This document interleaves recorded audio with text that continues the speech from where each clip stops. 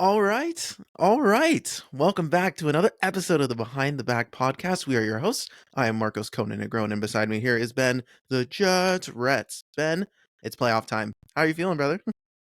I'm pumped for the playoffs, but I gotta be honest, I'm pretty exhausted, buddy. Yeah, had a long week. It was a long week. Unfortunately, we don't make enough money to where we can do this for a living yet. So, we have full-time jobs, and this week was absolutely draining for me. But one thing that gave me some energy is there was some good matchups going into the playoffs. And we're going to get into that. But first, we'll talk about what happened this weekend. Obviously, it didn't mean much for the Niners this weekend going up against the Rams, but what was kind of your takeaways from the last game of the season? It was when I looked at it initially on paper, like who was sitting out for both teams. I was like, this is just going to be an awful game. Like, I'll tune in because why not? I'm watching my team and it's a football game. Blah blah blah. Ultimately, it turned out to be a fantastic game. Like the Rams, obviously they beat the Niners by 1 point. And they played some good ball at the end of the game. Obviously, Sam Darnold is a backup quarterback for a reason. Yep. So to anybody who said that Sam Darnold or any quarterback can take the Niners system and run with it, you're kind of wrong. But no, man, it was a fun game. I think there were a lot of shining points for guys that don't typically get some playing time. There was a guy on the Niners on their defense. His name was Taylor Hawkins. I'd never seen him play before. I had never heard the name before. And he got an interception. He should have had two, but he had an interception in the game. And it was just like he played a great game. And I was like, it kind of spoke to what I talked about earlier in the season. And that's that next man up mentality that the Niners did so well and that the Eagles were doing so well for a while. Don't know what happened there. We'll talk about it. It's a sore point. I know. I'm sorry. Yeah, but it has to happen. Okay. But just seeing some of these guys who don't typically get the playing time, and go out there and just play, as best they possibly could. It was fun. It was a fun game. That's good. It has to be nice knowing that, your key guys are getting the rest that they need, and they get another week. So it's a nice little vacation. Obviously, we got to worry about the rust, but that's a conversation for next week. But I agree. It was a nice game. It was at least entertaining, and the Rams, they had to play for something, so it didn't mean a lot to them. Yeah. You could tell how excited they were to get the win. And who knows, maybe they'll set up for, a rematch in a divisional round, but we'll get into that in a minute. But did you have any final thoughts on the Niners game? Yeah, Jake Moody, do better, bro. Oh yeah. Yeah. Niners kicker, for anybody who doesn't know. Jake Moody, took him in third round, right? Mm-hmm. Yeah, he's kind of worrying me. I got to be honest with you. He missed 2 field goals in this one. And it was scary. It makes me feel nervous, especially going into a playoffs where, ball games get a lot tighter. Every play starts mattering that much more. Every third and fourth down, it has a lot more weight to it. And especially at the end of a game now where he's had 2 opportunities to give us a lead late in the game. I'm not feeling too hot. I feel like I need to lean on Brock Purdy, who hasn't really been put in a great position to lead his team down a field yet. So I did have worrisome. Right, and you wonder, it's a rookie kicker, but at the same time, it is kind of alarming in a game against the Rams where you're not playing for anything. So it's almost like you shouldn't feel the pressure as much. So I know he's a rookie and there's always room to grow, but in a season where this might be the best opportunity for the Niners to really just take advantage of being one of the better teams in the field, it sounds nitpicky, but it's nitpicky at one of the most crucial positions in the game. So you're right, that is a bit concerning, especially going into a pressure-packed playoffs. Yeah, and I mean, I hate to be that guy, but you're paid to kick a ball through goalposts. Like, it's, mind you, I couldn't do it for shit, right? But I'm also not out there week in, week out, almost every day, because I think you could do it just about every day. And just the fact that you have this much experience doing one thing so repetitive, and yet when you're leaned on to make it happen, it doesn't happen. And we took you that early in the draft. It's just, and we moved on from a kicker who had never missed in his career in the playoffs. I'm struggling to find a happy place right now in that. Right, and you're watching the Cowboys rookie kicker come from soccer and then just is unbelievable and doesn't miss anything. So Right. I can see where the disappointment may come. And even again, few kicks in the NFL, that matters. So yeah, that's a good point. That is something to look out for. Ultimately, it was a fun game. Like I said, I got to watch it with my neighbor, who's a really good friend of mine now. And he was giving me nothing but crap the entire time. And but I got a free shot out of it, so I can't complain too much. No, we love that. Oh, that's great. All right, well, we'll end there with the Niners, and enjoy your week off. You get to just watch football, relax. Yes. And I get to agonize because I don't even know if my team's going to win this week. But before we get to this week, we got to talk about last week. So the Eagles had, let's face it, it almost felt like, you do have something to play for. You're theoretically in play for the second seed. And the Cowboys that were playing at the same time, Cowboys and Commanders were playing at the same time as you. You don't know for sure what's going to happen. The Eagles played their starters, Giants played their starters.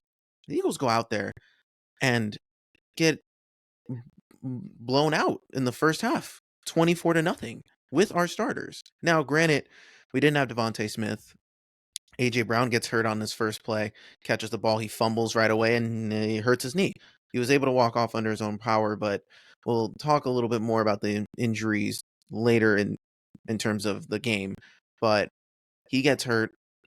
Reed Blankenship gets hurt. Sidney Brown tears his ACL.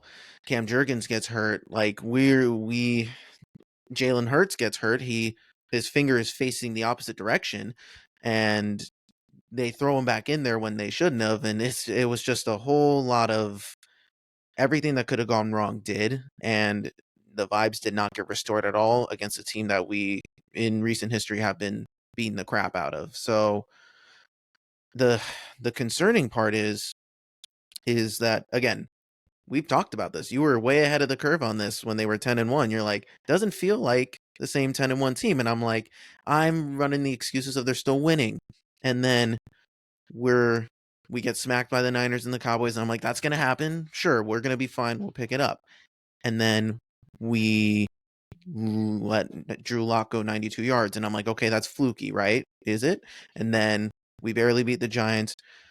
We get smacked by the Cardinals.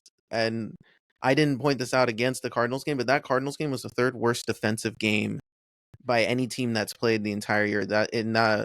And the other two defensive performances that were worse was the Cardinals versus the Niners a few weeks back, and the 70-point game that Miami put on Denver. Mm-hmm. So everything about the Eagles is tailing down right now, and it has been nightmarish. And we just go out in a game that matters. Every game since, including the Niners game, up from that point till now, has mattered.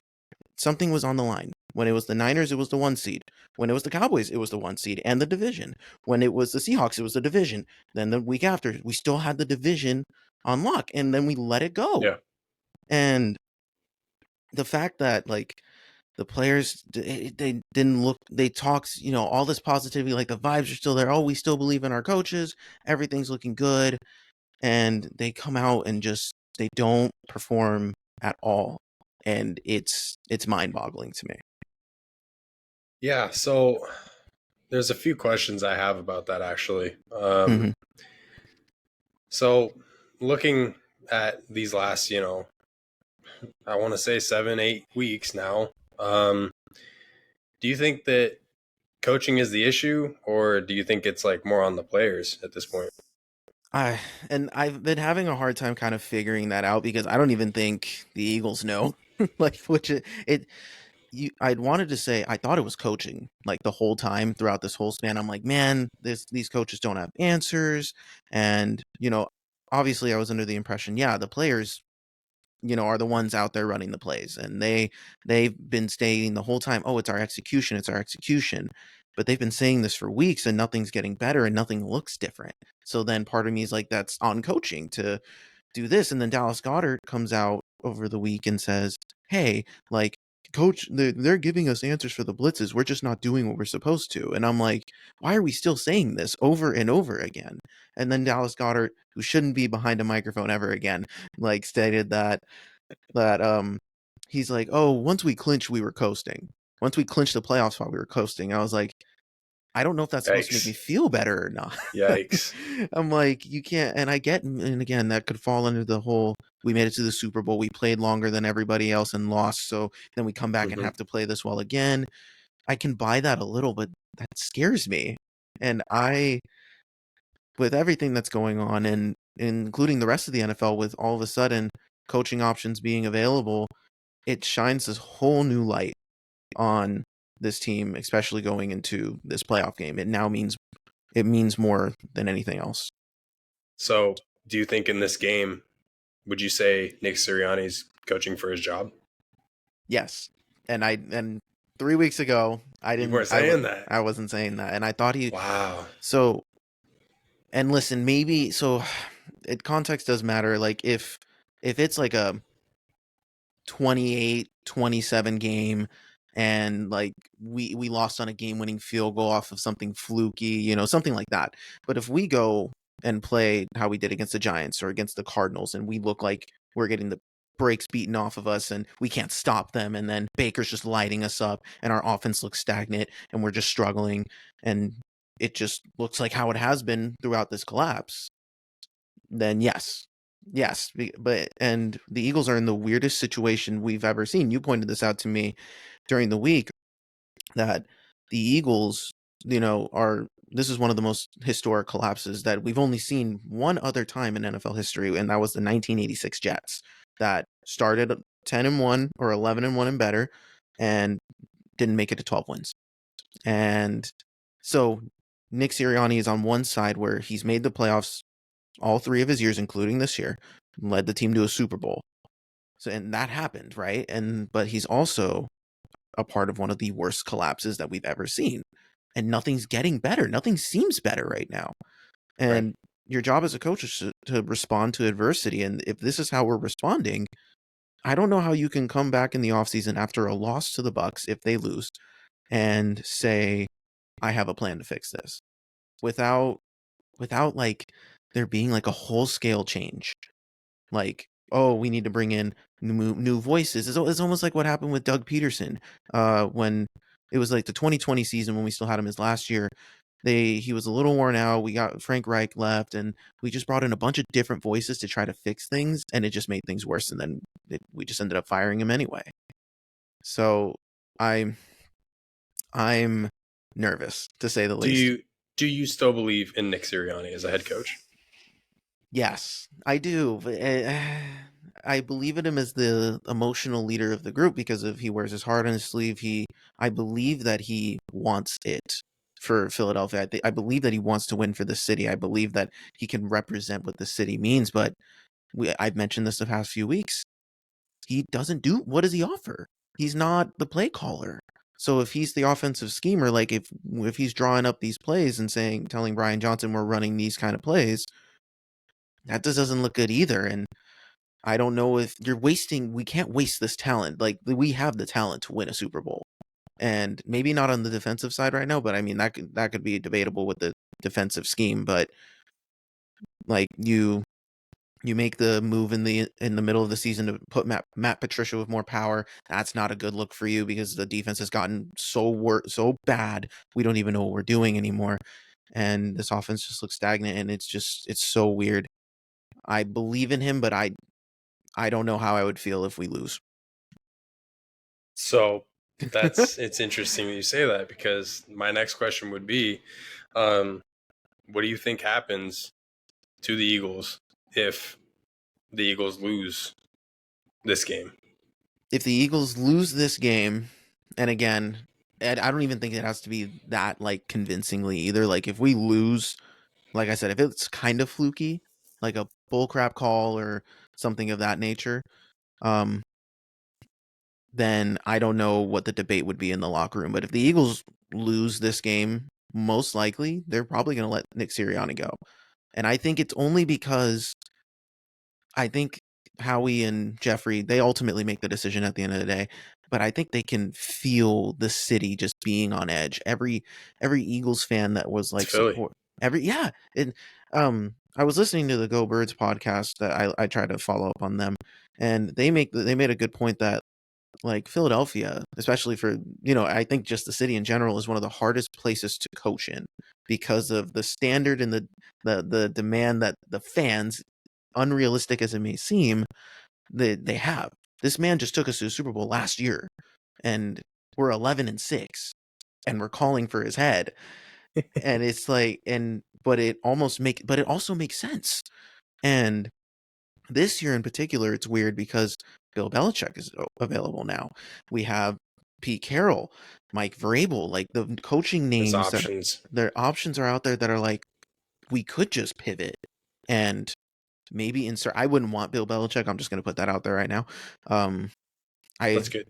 Me personally, I want more of an offensive mind, or at least a younger coach, like an offensive mind who can make the most out of this offense, because I'm tired of having like non-play callers as coaches. I want a play calling coach that knows what the heck they're doing. But we can talk more about that, probably next week if this continues. So, but if they lose, I don't see Nick Sirianni staying. I just think there'd be too much.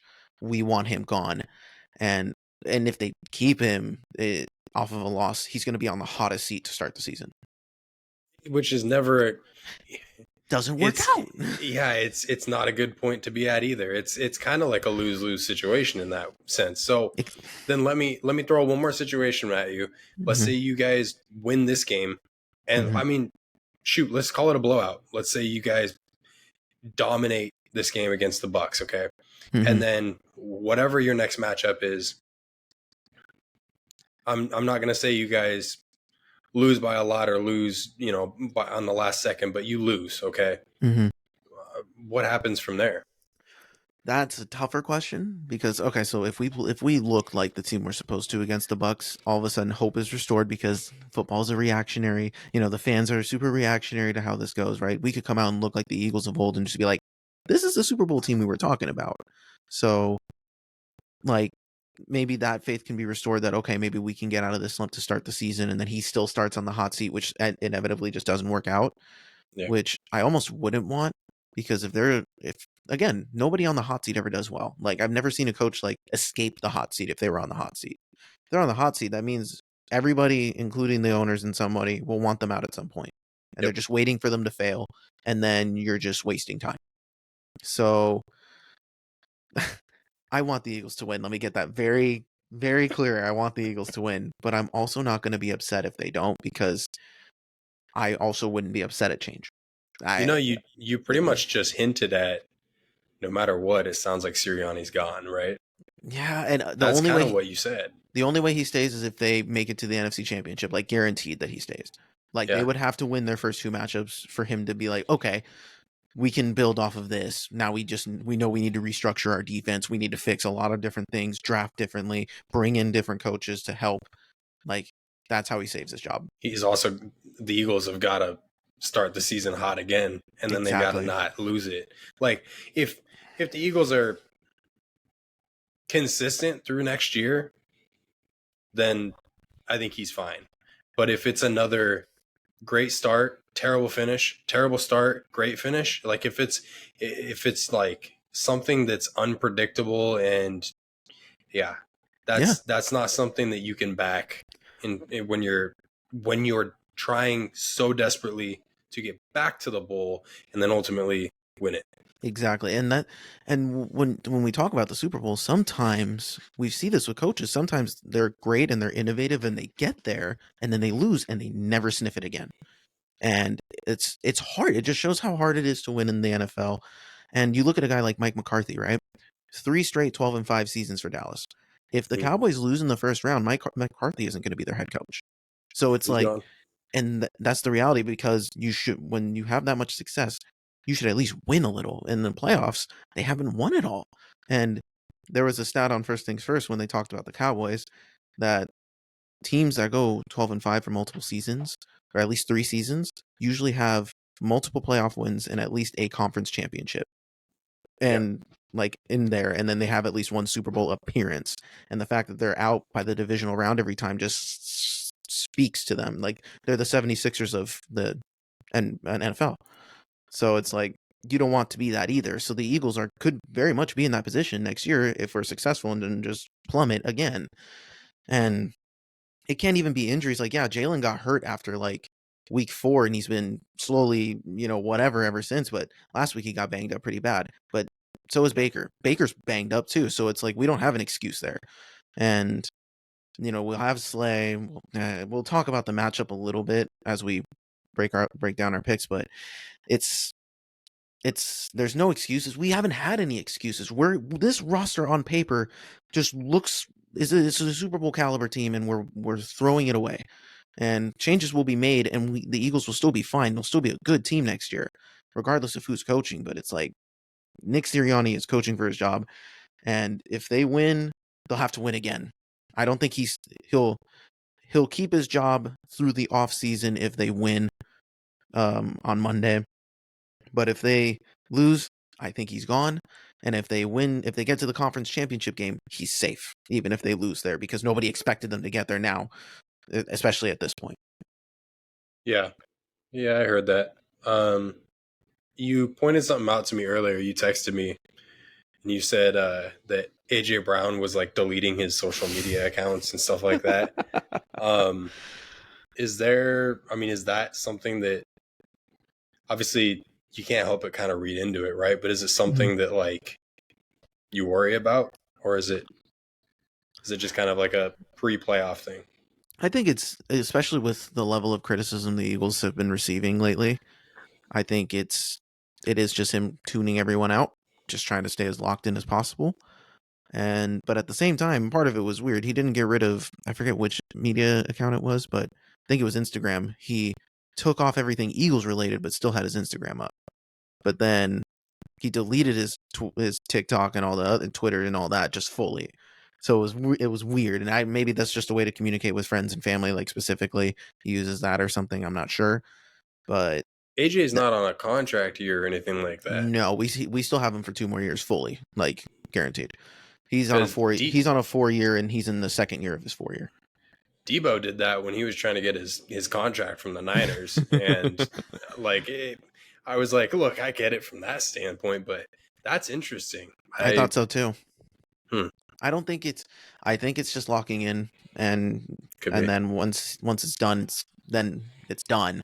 I even think if we win this week, he'll probably still have it off, just for the sake of staying. If he turns it back on after this week, it was definitely because of the criticism, which also just like, he's shown like weird roller coasters of emotions lately. So but they're wide receivers, right? Divas are all over the place for wide receivers.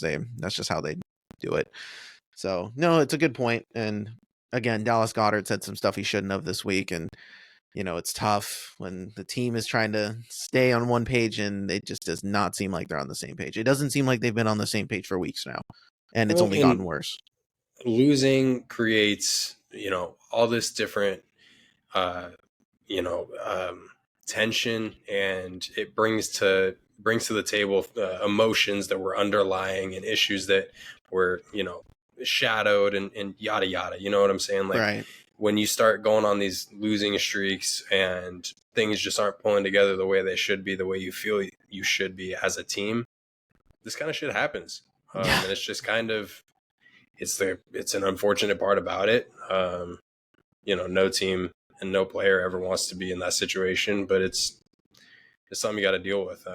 It sucks that it's happening right before the playoffs. I feel bad for you. I don't feel bad for the Eagles.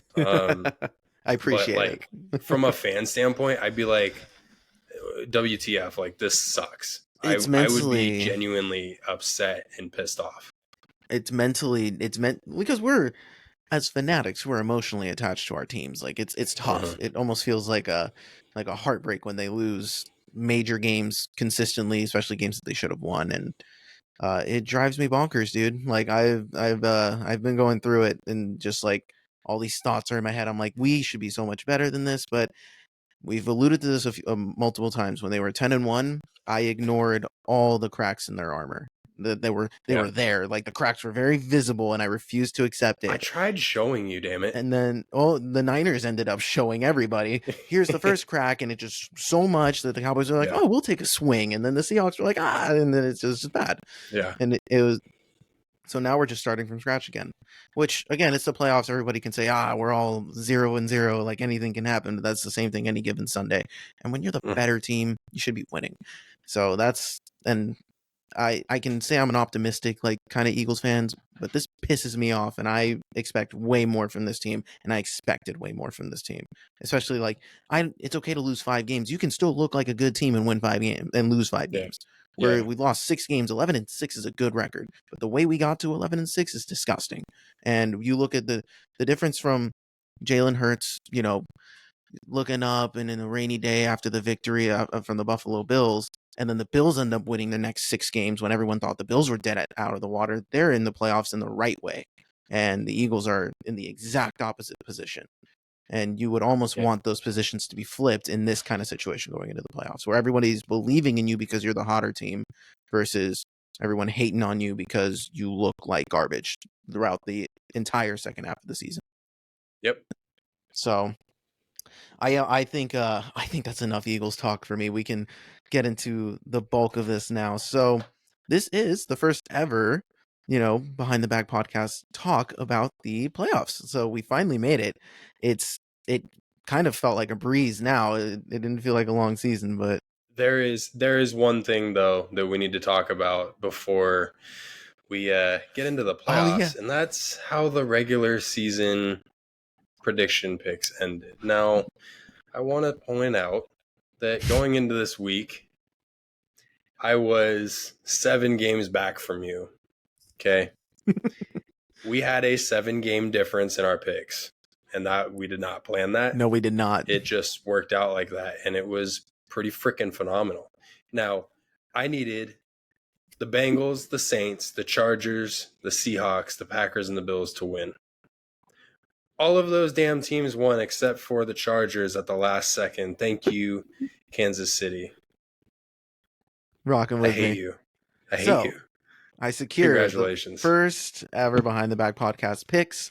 There are plenty more to come, so who knows what the overall record will be. And who knows, next year is going to be even more challenging because we're going to be picking with or against the spread to add to it.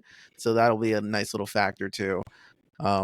But yeah, hey, that was close. I didn't even know, like, going into it, we swear to you, like, I had no clue we had that many games difference. I was just picking and I was like, oh, I'm fine. And then he told me we were 1 game apart at the end of it. I was like, oh crap.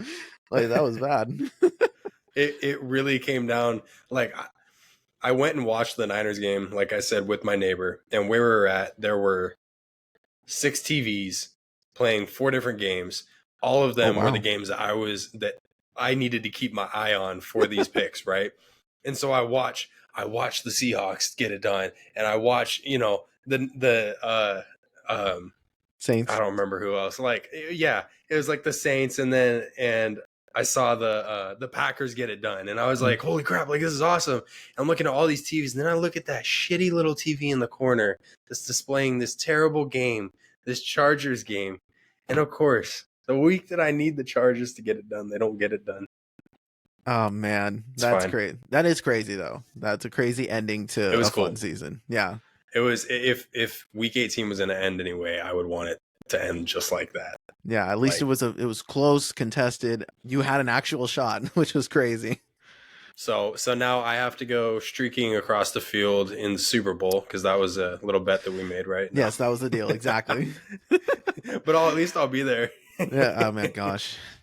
Yeah, we'll talk about that. So I don't know if people see this. There's like the Super Bowl challenge where you can go pick your picks or make your predictions, but Ben and I already had our predictions for kind of what we expect going into this. So how we're going to talk about these playoffs as we go is we probably have some similarities and some differences. I think I'm going to be a little bit more bold than he is here, but we're going to go into it and we're going to go in order, 1, 2, we'll break down the matchups. We are going to start in the AFC, but let's start here with the number 1 seeds, right? Baltimore and San Francisco.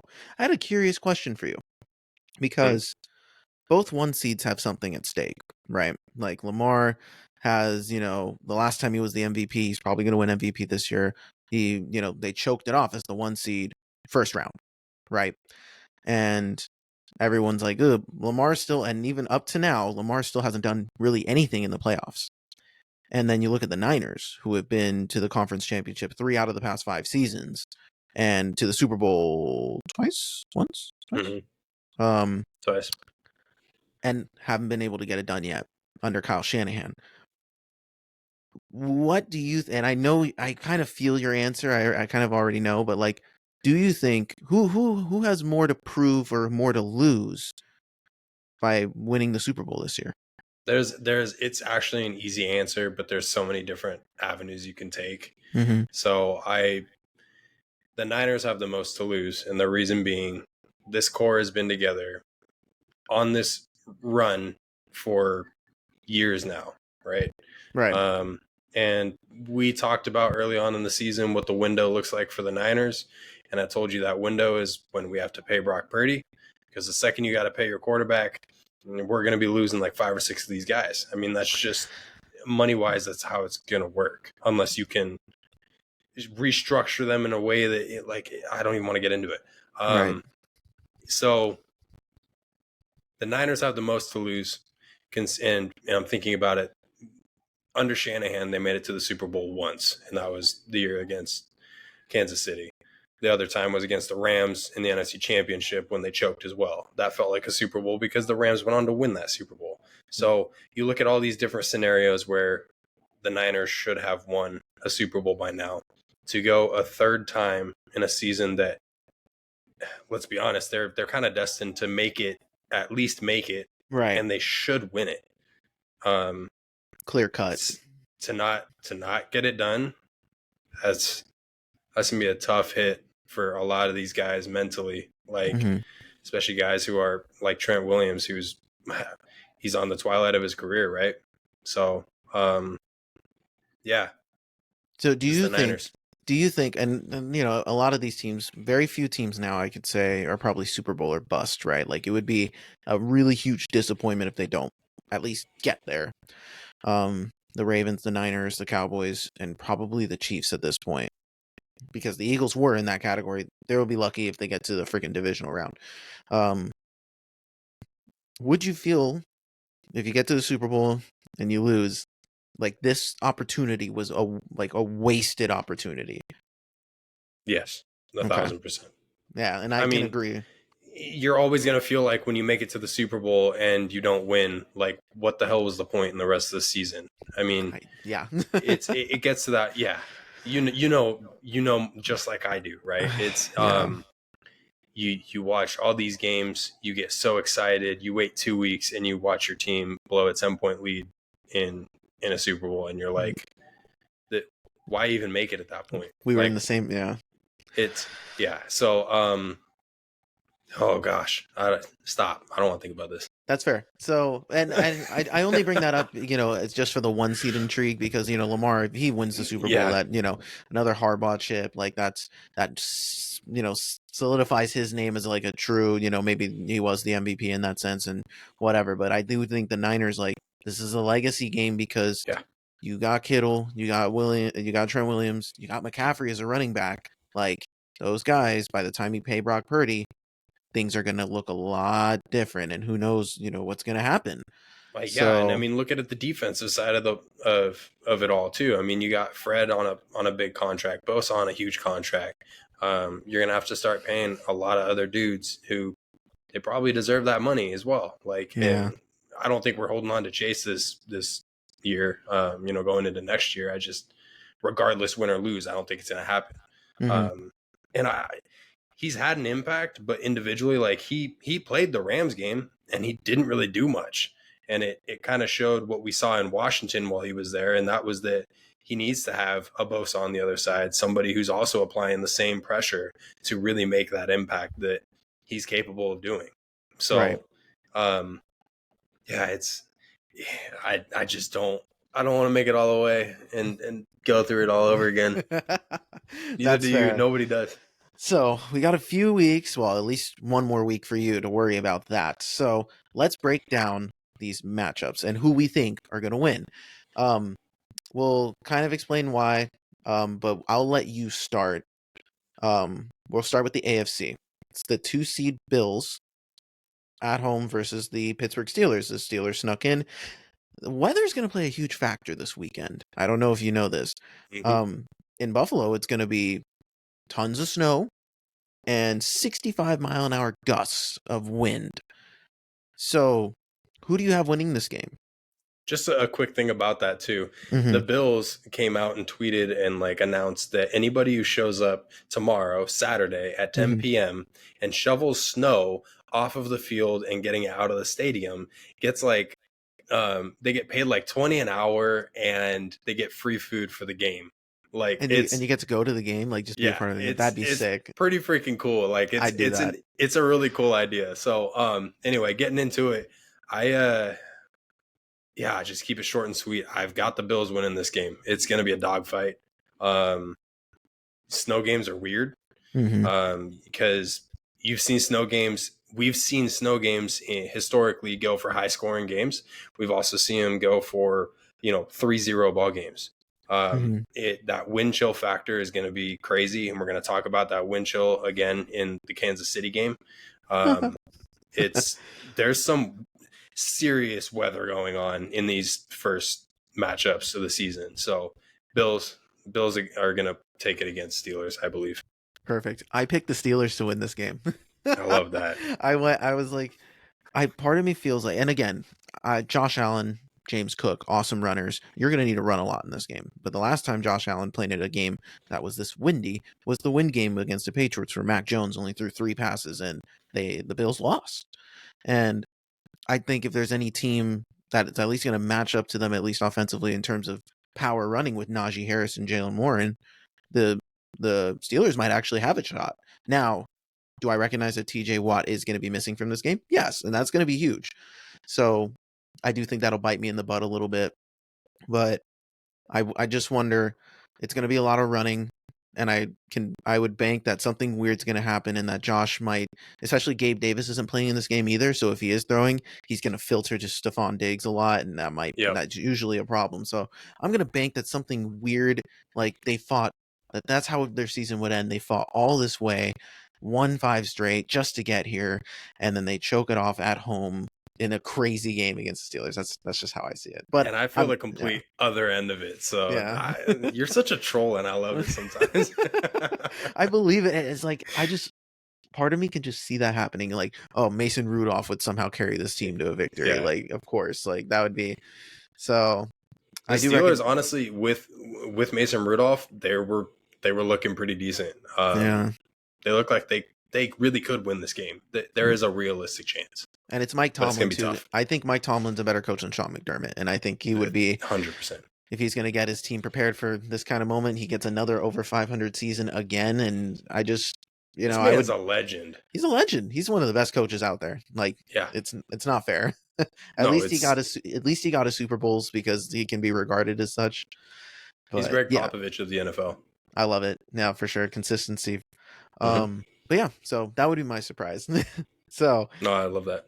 So let's move on to the 3 versus 6, the Kansas City Chiefs at home against the Miami Dolphins. Like Ben mentioned, the weather. This could be, this is for sure going to be a top 3 coldest game in NFL history, but it could be the most cold game in NFL history, at least from a wind chill perspective. Yeah. Yeah. They put the wind chill factor at negative 30 degrees, which is, that's like, I read through a comment section and people were like, I visited, wherever, blah, blah, blah, and was in negative 20 degree and it felt painful on my skin. Right. You're not going to be able to breathe. No. And I'm thinking about these dudes, trying to run up and down a field. I'm getting like chills thinking about it. And I'm sitting in a 74 degree house right now. So, wind chill is going to be insane. But Miami isn't used to playing in cold, and they also have a terrible track record in cold. And I also don't really believe in that Dolphins team. They haven't gotten it done against a good team. And Kansas City, mind you, they're They struggled this year. We had the most drops of any team this year. I think it was up there for Yes, sure. it was. Yeah, It it was the was most. okay. Yeah. But look, it's like LeBron James getting into the playoffs with any squad. You're always going to be like, I don't want this. Patty Mahomes is always going to be an issue. He's going to be a hard out every single time. I don't see the Dolphins. I wouldn't see the Dolphins winning it in 80-degree weather. That's I really don't. So I've got Kansas City winning this game. That's fair. And I have the Dolphins winning this game. Of course you do. I'm not being serious. The only thing I have for them is that in these kind of conditions, like there's guys that are like, I can't even hold the ball, I can't catch the ball, you can't breathe in the huddle. Like Greg Jennings was on First Thing First talking about like how he was in a huddle with Brett Favre, and Brett Favre was like, break, and then like because he can't even talk, it's so cold, and everyone's like trying to pretend like they know what play was being called and stuff. And yeah. But in these kind of cold games, the best solution would be to run the ball. And the Dolphins are actually a really good running team, despite all the hype of them They just are. being, a top passing team. And you can still get Tyreek the ball on jet sweeps. You can run it. Mostert will be there. You can run it with A-Chain. At that point, just run it down their throats. Get the time of possession. Like the Chiefs could theoretically do the same thing with Pacheco. And Pacheco runs like a man on fire. So it's like you could, the argument could be made for both teams. That is kind of the only saving grace I had in this, but I also think it's just a weird situation. They're going to take the ball out of Tua's hands, and and he does have a bad track record, not just in cold games. The team itself, when the Dolphins are playing in under 40-degree weather, they're 0-10 all time. So it's just bad. Like I know I'm picking against all the odds here, but again, weird weather. I just feel like part of me is just like, I wouldn't be surprised, especially with this version of the Chiefs. This version of the Chiefs has a good defense, but their bread and butter was stopping the pass with all these good corners and stuff. They're not going to be passing as much this game. That's just the reality of the situation. Yeah. So I think, you can run it. They run a zone scheme. You can run away from Chris Jones. Like it's all possible that I think the Dolphins could keep the ball away from Mahomes and maybe have a good shot of just disrupting enough to, win the game. So that's where I'm hoping.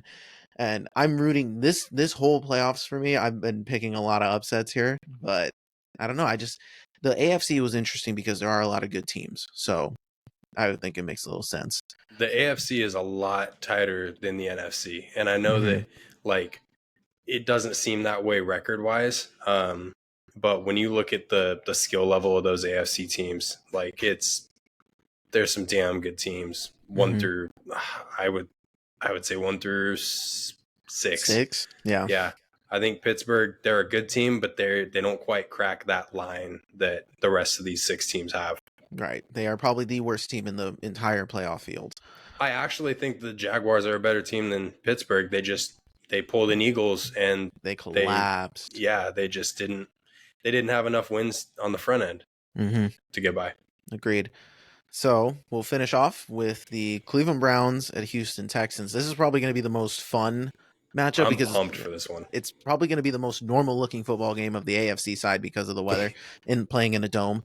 CJ Stroud gets his first start. We get to see the young buck go for it against the old man Joe Flacco, who in this entire playoff field has the most playoff wins. So, and also the most road playoff wins. I know he's just been here forever. So it's a very cool possibility. So, and for those who didn't, if you forget about these things sometimes, considering Joe Flacco's the feel-good story, this is technically the Deshaun Watson Bowl. He played for Houston, goes to Cleveland. They paid him way too much money for no reason for Joe Flacco to be the quarterback, and now Joe Flacco's playing in a game that Deshaun Watson would have had a chance to. This is why you don't pay someone with these kind of issues $250 million guaranteed. But the fact that they're in this position, despite all that, good for them. So that's on coaching. That is on coaching. For Kevin the record, Stefanski doesn't get enough love. He'll get Coach of the Year. I promise. You don't think? Oh man, I don't know. I think D'Amico. I think it got everyone's hype. I think because you're leading a rookie quarterback to win the division that you shouldn't have won, and I think his stories feel good enough. CJ Stroud is good enough, and I mean it'll be close. But I think since D'Amico, they usually do this though. They usually do this for like new coaches or coaches who No, but then the Browns have been. The Browns went through some crap this year That's and true. still ended up in a favorable position. I mean, they can make a run if they get this first game. They really can. Mm-hmm. It's kind of terrifying. Especially if one of the other teams upset, then it's like you don't have to go to Baltimore next game. Exactly. So, this was actually a tough game for me. I went back and forth on this for a minute, and ultimately, I hate Flacco. I hate him. I hate him. And I respect him though, and I think he's going to get it done. I think Cleveland takes this one, no problem. I think that Cleveland wins too. I have Joe Flacco, just with the experience leading this team, getting the job done, and I'm not entirely sure. I want to believe in Stroud. I get like you. I was having a hard time kind of figuring this part out, but no, I think the defense is going to cause just a little bit too much trouble, and the Texans have too much injuries on the offensive side to make up for it. But then again, they've been dealing with injuries all year and still winning games. So, hey, I'm not going to be surprised either way, but I do think Cleveland pulls this one out. Yeah, I think either way, it would be like, yeah, that totally makes sense. It's just, I want to believe in CJ. I do. And I want to believe in D'Amico. I love D'Amico. And I genuinely, I know I picked the Browns, but I'm actually going to be rooting for the Texans because I love D'Amico. That's fair. And I love that feel good story, right? And also, did I mention I hate Joe Flacco? Anyway, I think so. Yeah, yeah, just a couple times. But yeah, I don't think it's his year yet. I don't think it's their year yet. But they're going to be a force to be reckoned with in years to come. Thank God he's in the AFC, dude. Yeah, please stay there. Yeah. So with that, that's our first round picks for the AFC. We will continue to go as we go, see how this ends up turning out. So let's swing over to the NFC. So Niners get a break. Lucky you. You get to watch the first matchup, which is the Packers and the Cowboys at Dallas. Dallas is 16-0 at home. Dallas is riding high after looking good against a bad Commanders team. They beat up on bad teams, and the Packers are not a bad team. They've been playing really well as of late to sneak into the playoffs. But if it were me, I think the Cowboys just got a little too much juice. But it's not entirely like out of the question. I just don't think the Packers are good enough to knock the Cowboys off at home, if that makes sense. If this was in Green Bay, this would be a completely different story because of the weather. But the Cowboys are just dominant at home. But the Packers could run the ball. They got Aaron Jones back, and they could out physical this team if they get themselves in the right position. But their defense is trash, and I don't think they're going to be able to hold Dak Prescott and CeeDee Lamb. Like, CeeDee Lamb, I think, has been the best receiver in the NFC this year, and it was close. But, for impact that he had, especially during that last stretch, it took them until, week 5 to figure it out after the Niners game. But after that, he's been the best receiver in probably the league, let alone the NFL. So I think the Cowboys wallop the Packers. Yeah, if you look at it from an offensive end of things, the Packers could keep up. Probably 2 times out of 3 times, two drives out of 3 drives. And they could keep it somewhat interesting. But you look at that defensive end and geez, man, it's those cheeseheads look terrible defensively. Yeah. And it's not going to happen for them. I got the Cowboys. Yeah, and I want, and you know what? I'm still rooting for the Packers, obviously, but upsets, got to root for them. But I couldn't, in all good conscience, to pick them to win as much as I wanted to. Yeah. So what we will go to the potential matchup that everyone's talking about as maybe the wrong team is favored here. We got the Detroit Lions hosting their first playoff game in 30 years at home against the Los Angeles Rams. Matt Stafford comes home, and he could be a reason Detroit was upset. He'll continue to upset Detroit fans, I guess is a way to say this. That's good.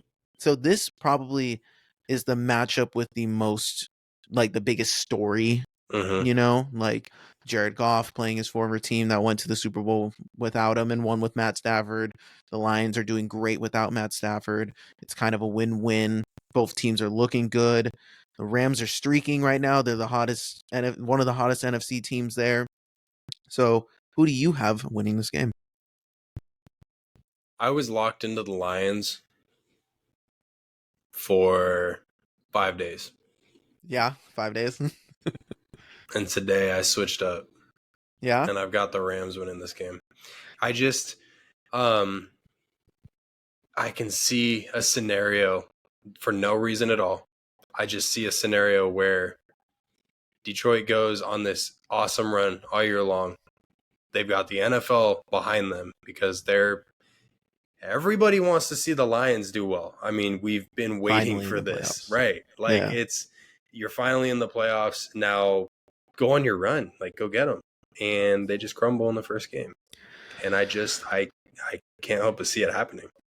I'm going to be rooting against it because I don't really want to see the Rams and give them a chance. I'd be a little nervous about it. That's exactly why I'm rooting for them. Yeah, I'd also be a little bit excited about the matchup too. But yeah, I got the Rams, man. I think that the Lions, they had such a great season, and that's why the game against the Cowboys was really important for them. Yeah. And like they got kind of screwed out of it. You know, we can talk about semantics, whatever, but that's the difference between the 2 and the 3, because the Cowboys could have ended up playing the Rams and it would have been a totally different story. The Rams are like all the things they're good at, the Lions are bad at defensively. Yeah. Like their offense is just so potent, and they don't have the corners of the linebackers to hang with the Rams. And they play Sean McVay. You know, he's an awesome coach, won a Super Bowl. Like he knows what he's doing, has the Shanahan tree. He is an offensive guru. He's going to carve up this team. And the Lions are getting defenders back, like that's fine, but Aiden Hutchinson is going to have to ruin this game and pressure the crap out of Matt Stafford alone if they want a shot to hold them. I think it's going to be an offensive shootout. I think it's going to be like a 34-31 kind of game, but I do think the Rams I think the Rams can pull this out just from the offensive weapons alone. And it's not like this is a home game for Matt Stafford. He's been played in this environment at its highest, energy for years. This is nothing to him. So, and nothing is more enticing than playing spoiler to your old team. It's the same thing for like Miami with Tyreek. He can play spoiler to Kansas City at Kansas City. So it's both of their first game back at their respective teams. So this will be I'm excited. That matchup has the most fun juice to it. So I agree. Now, let's move on to the final matchup of the week, Monday night. The matchup with probably the least amount of juice out of all of the matchups. It is the Eagles and the Buccaneers. And Eagles, again, we've been over this. They're slumping, look awful. Nick Sirianni's job is on the line, in my opinion. And just kind of the overall vibes of this team. This could be the last game I see Jason Kelce in, Brandon Graham. Like, I still think Lane Johnson and Fletcher Cox, maybe Fletcher, that might be his last year too, but Lane, I think he still has like a year or two left in him. But this could be it in terms of like the legends that were in Philly that helped guide this team. This could be it. So the Eagles are favored by 3 points, and I don't know how they're favored given how poorly they played. And I have the Eagles winning despite all this negativity, but I see everything. I see the path so clearly to how they could lose this game. And Baker's been playing great. They've won 5 out of their past 6, albeit they only put up 9 points to the Panthers, in a very unconvincing fashion where the Panthers they got 2 touchdowns taken away from them. So like they could have totally lost that game. Yeah. So it's like, and the Eagles ran all over them in week 3, but the Eagles we saw in week 3 are a completely different version than what we're seeing now. And again, Jalen has been throwing. He's been having a glove on the hand. I don't know how well that's going to work. The weather's going to be interesting there. It could be thunderstorms. It's going to be warm. It's Florida, so it's not the big deal there. But there's definitely going to be rain again in this matchup. Baker didn't play that well in the rain last time. He has rib injuries and an ankle injury. So I don't know. But the way our defense is, the scheme is totally different. So I can see a world where Mike Evans and Chris Godwin just destroy us. But we have a refreshed Slay back from surgery. I don't know if we're going to have Reed. That's going to be really important whether we have Reed Blankenship or not, because we have no safety help outside of Kevin Byard, and that's not saying anything. And then that means we're probably starting Bradbury on the side for no reason when we should be playing Ringo, and I don't know exactly what's going to happen there. I hope Carter and Davis can make some noise up front and slow down their run, because the Buccaneers are one of the best teams on third down this year, especially third and long, and the Eagles are terrible at defending third and long. It's almost like the Bucs waste their first 2 downs just so they can be in third and long and convert awesomely, because they have like some insane percentage of just conversion in third down. So all the things I'm afraid of, they have the tools to beat us with. The only way the Eagles win is if their offense wakes up, because the Bucs have players on defense, but they don't have statistically that great of a defense. So, and we were able to give them trouble last time outside of a couple dumb Jalen Hurts picks. So if we just run the ball, make it as simple as possible, just let DeAndre got a week off because he sat out last week from an illness. Let him rest and let him carry you. Seriously, like, I wish we had a big bruising back, but we don't. DeAndre is the best we got, and he's been great. 1,000 yards. I love it. And I just want him. I want us to just run it down their throats. At least try to establish it. I don't know what they're saying about AJ. He's missed the past 2 days of practice, including today. He wasn't even at the Nova Care Center. Like, he was nowhere near the facility. So I have no idea what's going on with AJ, because he walked off under his own power and stuff like that, but he's just not at the facility. So I have no clue. Devontae looks good. He'll be back. But we needed AJ. AJ put up 130 yards last time we played them, and they're going to get Carlton Davis back. We need everybody. All hands on deck here. But it's just something to keep note of. So I have the Eagles winning, but I still don't trust their defense. But I'm hoping we get the bad side of Baker in the rain. I'm hoping for a 27-23 victory at worst. So I did this thing all year long where I didn't trust my gut feeling when it came to the predictions, specifically with the Eagles. And I picked the Eagles more often than I wanted to on those predictions. I appreciate it. And towards the end of the season there, it bit me in the butt, especially considering I lost by 1. But anyway, yeah, I'm going with my gut, damn it. If there's a time to do it, it's now. Mm-hmm. And my gut feeling, man, I think this is Kelsey's last year. Last game. I just don't see a scenario where the Eagles pull this one off if they haven't been able to pull off a Cardinals game, that Seahawks game, like Giants. Games that I mean, obviously the Giants, right? But I was trying not to bring up something that painful for you. It's I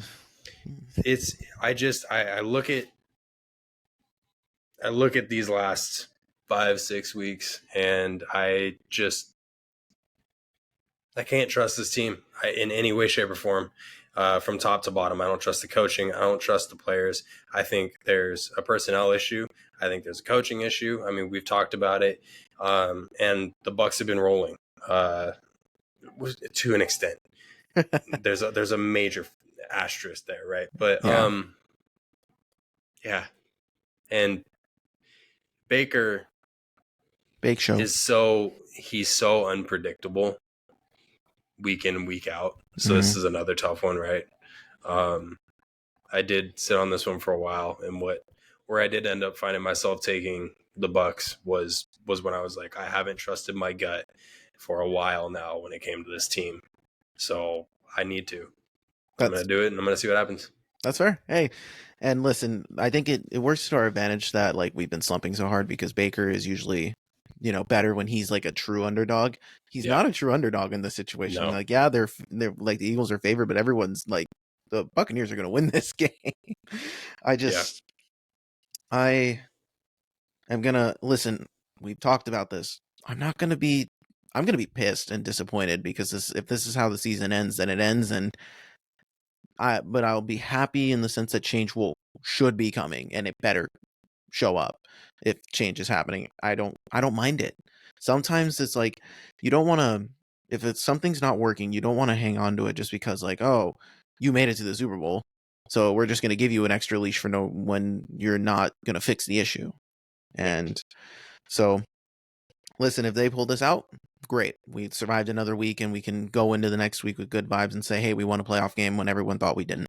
But if we lose, then we'll see what happens. Who knows what'll happen to the Philadelphia Eagles if we lose.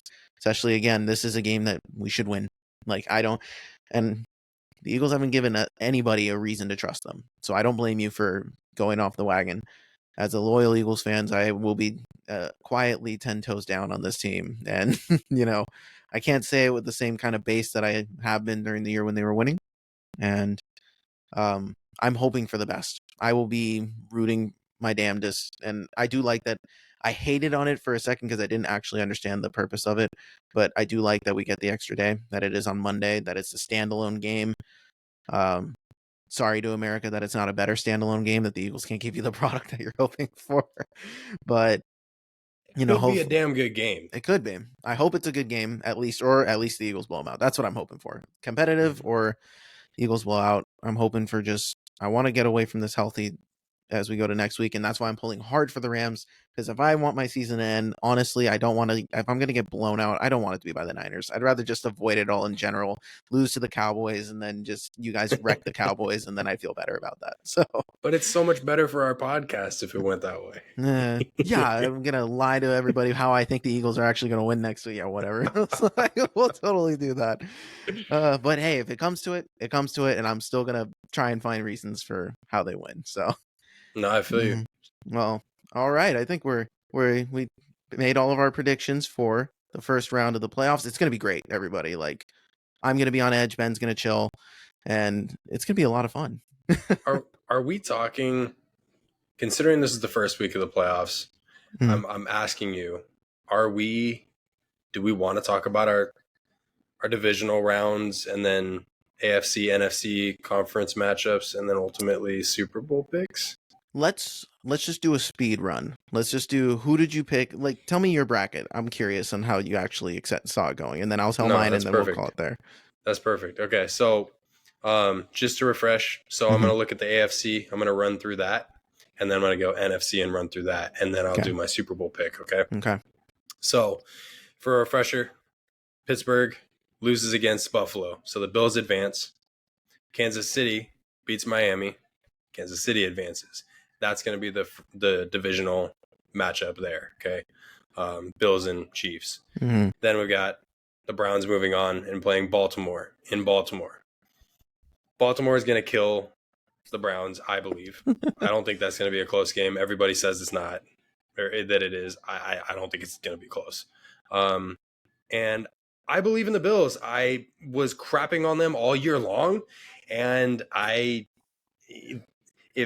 they've proved me wrong in different ways the last 2 years, 3 years, when I was like, wow, this seems legit. And then they go and do some stupid crap in the playoffs. And I'm like, okay, it's time to not believe in them. Like, I feel like they're rolling right now. So, I think they beat the Chiefs and they advance and play Baltimore in the AFC conference round. And I've got the Bills beating the Ravens and advancing to the Super Bowl. I don't care what the colorful logo thing, the whole, conspiracy behind the colors on the Super Bowl logo. No, I don't believe in it. I don't think it's going to happen. I got the Bills in the AFC. So now NFC, obviously, I've got Tampa Bay beating Philly. I've got the Rams beating the Lions, and then I've got the Cowboys beating the Packers. So that would leave a matchup in the divisional of Dallas against Tampa Bay. I think Dallas wins that and advances to the conference round. And then that leaves the Rams and the Niners. And I've got the Niners winning that one. Clearly. God, I hope so. Please. Right. So then we got the boys against the Niners in the NFC conference round.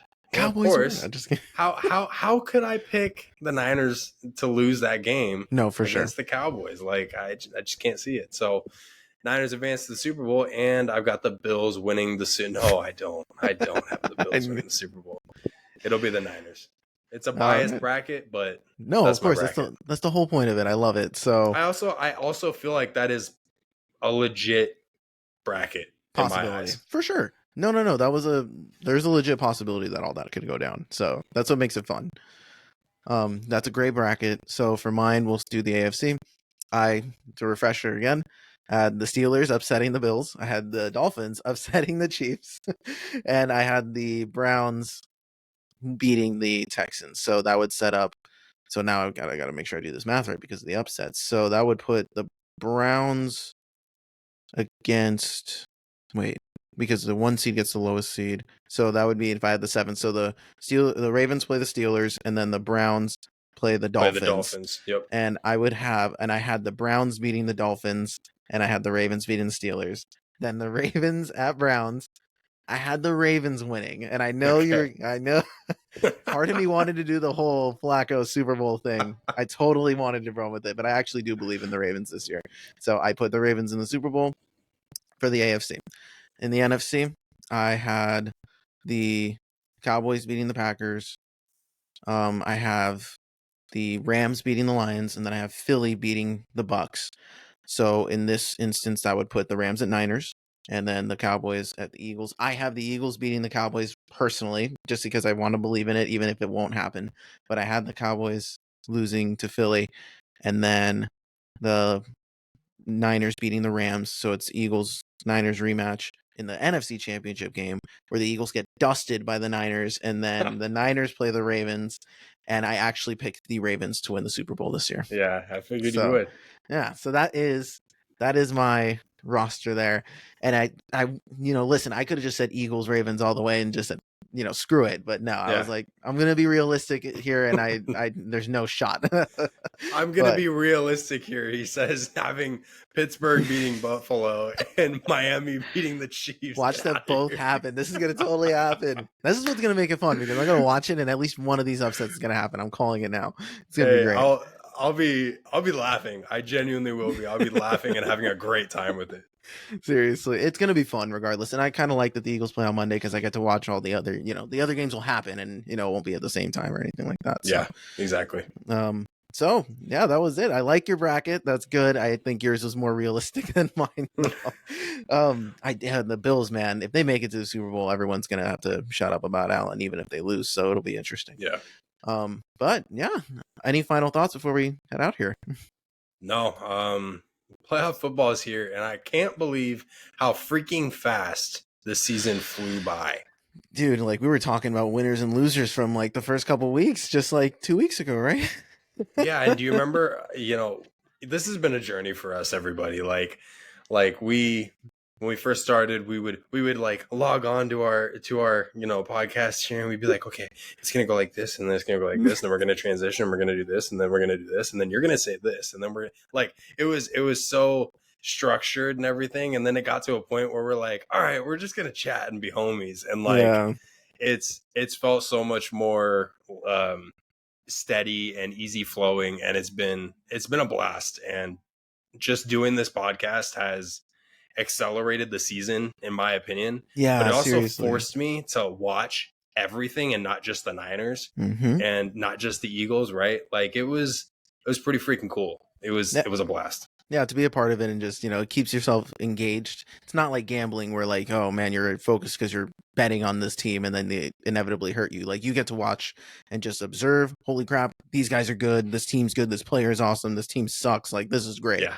And the analysis of it just seems more natural now than it ever has before. So it's been a blast, like just learning and building. So it's only going to get better from here for sure, especially with the playoffs, and we'll go from there. Definitely. All right. So this was episode 24 of the Behind the Back podcast. You can hit us up at behindthebackpod13@gmail.com. Hit us up on Instagram, Twitter, TikTok, X, Facebook, all that fun stuff. You can find us on YouTube if you want to watch the video and leave a comment, like, subscribe, and all that fun stuff there. And yeah, look forward to our podcast. I know it was a day late this week. Our schedules were crazy, mainly this guy's, but yeah, my bad.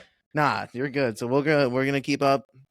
So for those who hear this early Saturday morning, hopefully you get this before the games happen, so you won't be as surprised when the Steelers lose and then I pick the Steelers and like, this guy's an idiot. So we'll go from there.